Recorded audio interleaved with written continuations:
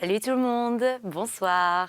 Je suis ravie de vous retrouver dans Voyage au bout de la nuit sur C8 pour la suite de notre lecture de notre roman de Jules Verne, L'île mystérieuse. Et dans ce livre, on retrouve beaucoup des secrets de cet auteur. Déjà, le titre, il nous emmène ailleurs. Pendant la guerre de Sécession, c'est l'histoire de ces 5 compagnons, un groupe de prisonniers qui va s'évader en ballon. Ils vont être pris dans un ouragan et ils vont s'échouer sur une île déserte.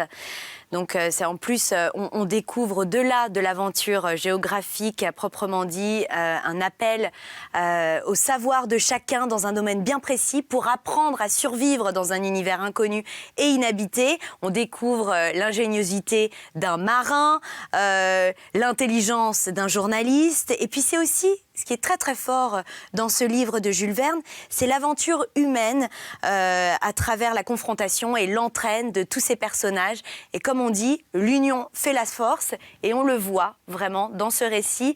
Là, si vous nous rejoignez tout juste, nous avons découvert les 3 premiers chapitres de ce roman où donc ils se sont échoués, ils ont vécu cet ouragan ensemble et ils ont perdu, hélas, l'un de leurs passagers du ballon, leur leader, Cyrus Smith.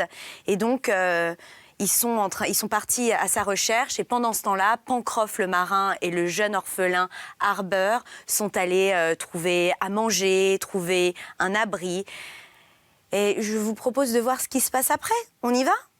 Et si vous souhaitez réagir par rapport à ce livre, L'île mystérieuse de Jules Verne, n'hésitez pas en tweetant, en envoyant des textos, peu importe, en utilisant le hashtag VBN sur les réseaux sociaux. Voilà, peut-être pas les textos, je ne sais pas si ça marche sur les réseaux sociaux. Je ne suis pas très branchée là-dessus. Par exemple, Twitter, je ne connais pas trop. Bref, tout le monde s'en fiche. Hein, on va recommencer la lecture de L'île mystérieuse de Jules Verne. C'est parti, on y va. Bonne lecture, les amis.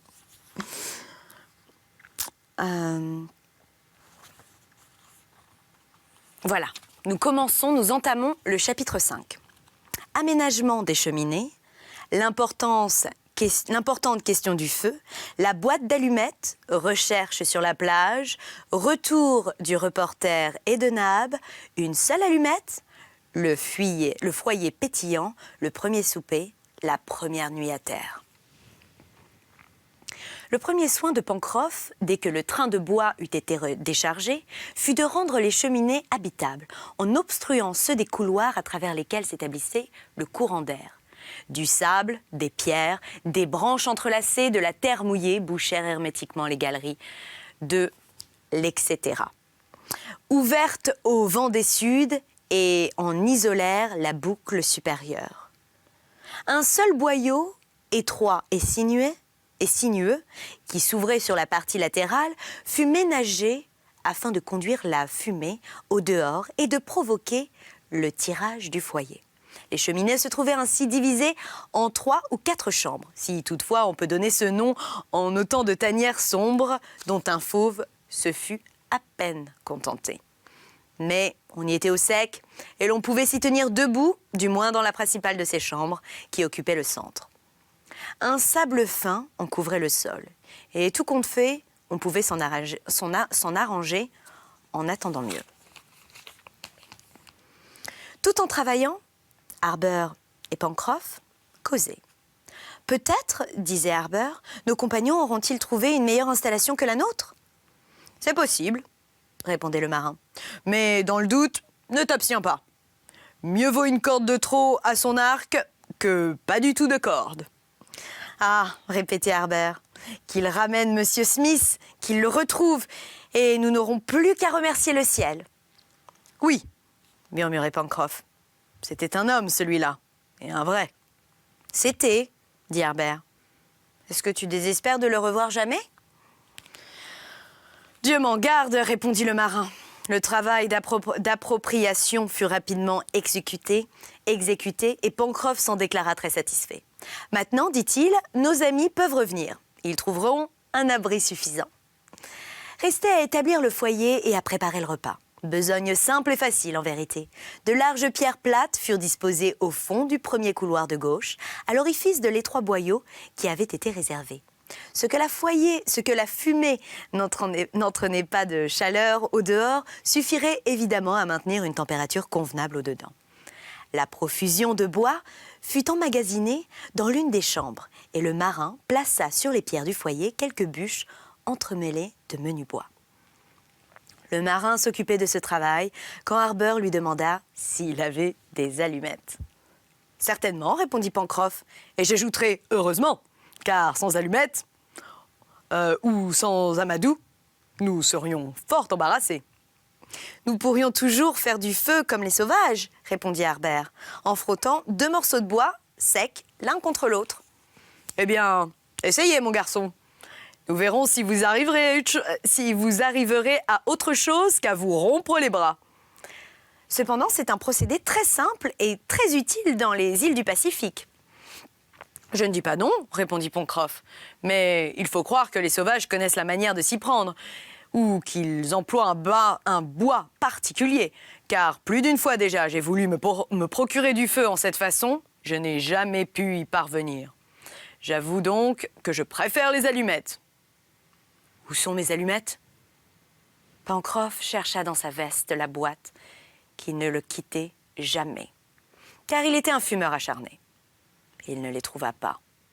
Il fouilla les poches de son pantalon et à sa stupéfaction profonde, il ne trouva point davantage la boîte en question. « Voilà qui est bête, et plus que bête !» dit-il en regardant Harbert. « Cette boîte sera tombée de ma poche, et je l'ai perdue. Mais vous, Harbert, est-ce que vous n'en avez rien, ni briquet, ni quoi que ce soit, pour qu'il puisse servir à faire du feu ?» Non, Pencroff. Le marin sortit, suivi du jeune garçon, se grattant le front avec vivacité. Sur le sable, dans les roches, près de la berge de la rivière, tous deux cherchèrent avec le plus grand soin, mais inutilement. La boîte était en cuivre et n'eût point échappé à leurs yeux. Pencroff demanda Harbert, « N'as-tu pas jeté cette boîte hors de la nacelle ?»« Je m'en suis bien gardé, répondit le marin. Mais quand on a été secoué comme nous venons de l'être, un si mince objet peut avoir disparu. Ma pipe elle-même m'a bien quitté. Satanée boîte, où peut-elle bien être ? » « Eh bien, la mer se retire, » dit Harbert. « Courons à l'endroit où nous avons pris terre. » Il était peu probable qu'on retrouvât cette boîte, que les lames avaient dû rouler au milieu des galets, à marée haute, mais il était bon de tenir compte de cette circonstance. Harbert et Pencroff se dirigèrent rapidement vers le point où ils avaient atterri la veille, à 200 pas environ des cheminées. Là, au milieu des galets, dans le creux des roches, les recherches furent faites minutieusement. Résultat nul. Si la boîte était tombée en cet endroit, elle avait dû être entraînée par les flots. À mesure que la mer se retirait, le marin fouillait tous les interstices des roches sans rien trouver. C'était une perte grave dans la circonstance et pour le moment irréparable. Pencroff ne cacha point son désappointement. Très vif. Son front s'était fortement plissé. Il ne prononçait pas une seule parole. Harbert voulut le consoler en faisant observer que, très probablement, les allumettes auraient été mouillées par l'eau de la mer et qu'il eût été impossible de s'en servir. « Mais non, mon garçon, répondit le marin. « Elles étaient dans une boîte en cuivre qui fermait bien. Oh, et maintenant, comment faire ?»« Nous trouverons certainement moyen de nous procurer du feu, » dit Harbert. « Monsieur Smith ou Monsieur Spilett ne seront pas à court comme nous. »« Oui, répondit Pencroff, mais en attendant, nous sommes sans feu. Et nos compagnons ne trouveront qu'un triste repas à leur retour. »« Mais, dit vivement Harbert, il n'est pas possible qu'il n'ait ni amadou ni allumette. »« J'en doute, répondit le marin en secouant la tête. D'abord, Nab et Monsieur Spitz ne fument pas. Je crains bien que Monsieur Spilett ait plutôt conservé son carnet que sa boîte d'allumettes. » Harbert ne répondit pas. La perte de la boîte était évidemment un fait regrettable. Toutefois, le jeune garçon comptait bien que l'on se procurerait du feu d'une manière ou d'une autre. Pencroff, plus expérimenté, et bien qu'il ne fût point homme à s'embarrasser de peu, ni de beaucoup, n'en jugeait pas ainsi. En tout cas, il n'y avait qu'une partie à prendre. attendre le retour de Nab et du reporter. Mais il fallait renoncer au repas d'œufs durcis qu'il voulait leur préparer, et le régime de chair crue ne leur semblait ni pour eux ni pour lui-même une perspective agréable. Avant de retourner aux cheminées, le marin et Harbert, dans le cas où le feu leur manquerait définitivement, firent une nouvelle récolte de lithodomes. Et ils reprirent silencieusement le chemin de leur demeure. Pencroff, les yeux fixés à terre, cherchait toujours son introuvable boîte. Il remonta même la rive gauche de la rivière depuis son embouchure jusqu'à l'angle où le train de bois avait été amarré. Il revint sur le plateau supérieur, il parcourut en tous sens, il chercha dans les hautes herbes, sur la lisière de la forêt, le tout, vainement. Il était 5 heures du soir quand Harbert et lui rentrèrent aux cheminées. Inutile de dire que les couloirs furent fouillés jusque dans les plus sombres coins et qu'il fallut y renoncer, décidément. Vers 6 heures, au moment où le soleil disparaissait derrière les hautes terres de l'ouest, Harbert, qui allait et venait sur la grève, signala le retour de Nab et de Gédéon Spilett. Il revenait seul. Le jeune garçon éprouva un inexprimable serrement de cœur. Le marin ne s'était point trompé dans ses pressentiments. L'ingénieur, Cyrus Smith, n'avait pu être retrouvé. Le reporter, en arrivant, s'assit sur une roche, sans mot dire, épuisé de fatigue, mourant de faim. Il n'avait pas la force de prononcer une parole. Quant à Nab, ses yeux rougis prouvaient combien il avait pleuré. Et de nouvelles larmes, qu'il ne put retenir, dirent trop clairement qu'il avait perdu tout espoir. Le reporter fit le récit des recherches tentées pour retrouver Cyrus Smith. Nab et lui avaient parcouru la côte sur un espace de plus de 8000 miles. Non, de 8 miles. 8000 miles, ça fait beaucoup. De plus de 8 miles. Et par conséquent, bien au-delà du point où s'était effectuée l'avant-dernière chute du ballon, chute qui avait été suivie de la disparition de l'ingénieur et du chien Top. La grève était déserte. Nulle trace, nulle empreinte. Pas un caillou fraîchement retourné, pas un indice sur le sable, pas une marque d'un pas humain sur toute cette partie du littoral. Il était évident qu'aucun habitant ne fréquentait cette portion de la côte.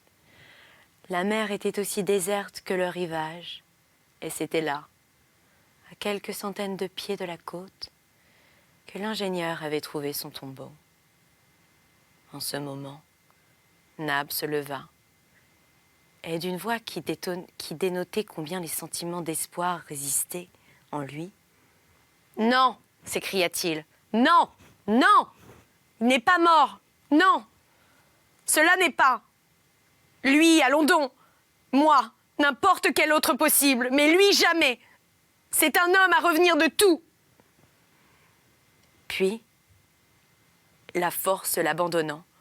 « Oh, je n'en puis plus !» s'écria-t-il. Harbert courut à lui. « Nab, dit le jeune garçon, nous le retrouverons. Dieu nous le rendra. Mais en attendant, vous avez faim, mangez, mangez un peu, je vous en prie. » Et ce disant, il offrait au pauvre nègre quelques poignées de coquillages, maigre et insuffisante nourriture. Nab n'avait pas mangé depuis bien des heures, mais il refusa. Privé de son maître, Nab ne pouvait ou ne voulait plus vivre. Quant à Gédéon Spilett, il dévora ses mollusques, puisqu'il se coucha sur le sable au pied d'une roche. Il était exténué, mais calme. Alors, Harbert s'approcha de lui et lui prenant la main. « Monsieur, dit-il, nous avons découvert un abri où vous serez mieux qu'ici. Voici la nuit qui vient, venez vous reposer. Demain, nous verrons. » Le reporter se leva, guidé par le jeune garçon. Il se dirigea vers les cheminées. En ce moment, Pencroff s'approcha de lui et du ton le plus naturel, il lui demanda si par hasard il n'aurait pas sur lui une allumette. Le reporter s'arrêta, chercha dans ses poches, n'y trouva rien et dit « J'en avais, mais bon, j'ai tout jeté. » Le marin appela Nab, alors, lui fit la même demande et reçut la même réponse. « Malédiction !» s'écria le marin, qui ne put retenir ce mot. Le reporter l'entendit et allant à Pencroff. « Pas une allumette ?» dit-il. « Pas une, et par conséquent, pas de feu. »« Ah !» s'écria Nab. « S'il était là, mon maître, il saurait bien vous en faire. » Les 4 naufragés restèrent immobiles et se regardèrent, non sans inquiétude. Ce fut Harbert qui rompit le premier le silence en disant « Monsieur Spilett, vous êtes fumeur? Vous avez toujours des allumettes sur vous. Peut-être n'avez-vous pas bien cherché. Cherchez encore. Une seule allumette nous suffirait. » Le reporter fouilla de nouveau ses poches de pantalons, de gilets, de paletots. Et enfin, à la grande joie de Pencroff, non moins qu'à son extrême surprise, il sentit un petit morceau de bois engagé dans la doublure de son gilet. Ses doigts avaient saisi ce petit morceau de bois à travers l'étoffe, mais il ne pouvait le retirer.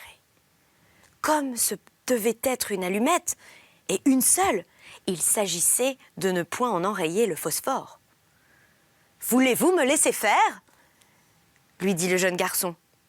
Peut-être un ton un petit peu plus gentil. « Voulez-vous me laisser faire ?» Plus approprié, lui dit le jeune garçon. Et fort adroitement, sans le casser, il parvint à retirer ce petit morceau de bois, ce misérable et précieux fétu, qui, pour ces pauvres gens, avait une si grande importance. Il était intact. « Une allumette! Une allumette !» s'écria Pencroff. « Oh, c'est comme si nous en avions une garnison tout entière !» Il prit l'allumette et suivi de ses compagnons, il regagna les cheminées. Ce petit morceau de bois que dans les pays habités on prodigue avec tant d'indifférence et dont la valeur est nulle, il fallait ici s'en servir avec une extrême précaution. Le marin s'assura qu'il était bien sec. Puis, cela fait. « Il faudrait du papier, dit-il. »« En voici, » répondit Gédéon Spilett, qui, après quelques hésitations, déchira une feuille de son carnet. Pencroff prit le morceau de papier que lui tendait le reporter et il s'accroupit devant le foyer. Là, quelques poignées d'herbes, de feuilles et de mousse sèche furent placées sous les fagots et disposées de manière que l'air pût circuler aisément et enflammer rapidement le bois mort. Alors, Pencroff plia le morceau de papier en morceaux de cornet, ainsi que font les fumeurs de pipes par les grands vents, puis il l'introduisit entre les mousses. Donc ce petit bout de papier, entre les mousses. Prenant ensuite un galet légèrement raboteux, il l'essuya avec soin, et non sans que le cœur lui battît, il frotta doucement l'allumette, en retenant sa respiration. Le premier frottement ne produisit aucun effet. Pencroff n'avait pas appuyé assez vivement, craignant d'érailler le phosphore. « Non, oh non, je ne pourrai pas, dit-il, ma main tremble, l'allumette raterait. Oh, je ne peux pas. » Et se relevant, il chargea Harbert de le remplacer.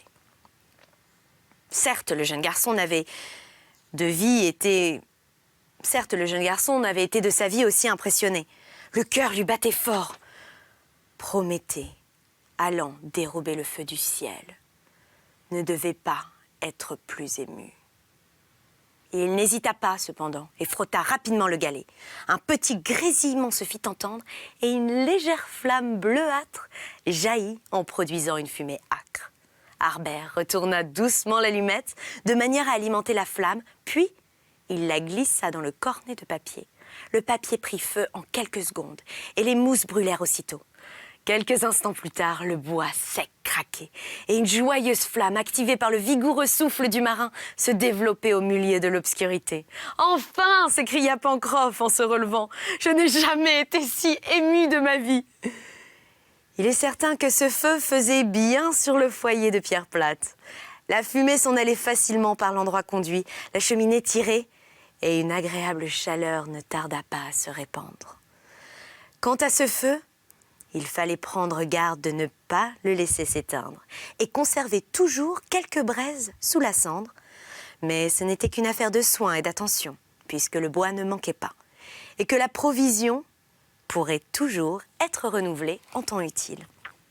Pencroff songea tout d'abord à utiliser le foyer, en préparant un souper plus nourrissant qu'un plat de lithodomes. 2 douzaines d'œufs furent apportés par Herbert. Le reporter, à côté dans un coin, regardait ses apprêts sans rien dire. Une triple pensée tendait son esprit. Cyrus vit-il encore? S'il vit, où peut-il être? S'il a survécu à sa chute, comment expliquer qu'il n'ait pas trouvé le moyen de faire connaître son existence? Quant à Nab, il rôdait sur la grève. Ce n'était plus qu'un corps, sans âme. Pencroff, qui connaissait 52 manières d'accommoder les œufs, n'avait pas le choix en ce moment.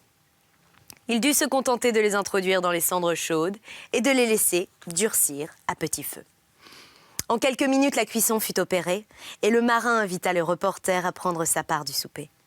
Tel fut le premier repas des naufragés sur cette côte inconnue. Ces œufs durcis étaient excellents. Et comme l'œuf contient tous les éléments indispensables à la nourriture de l'homme, ces pauvres gens s'en trouvèrent fort bien et se sentirent réconfortés.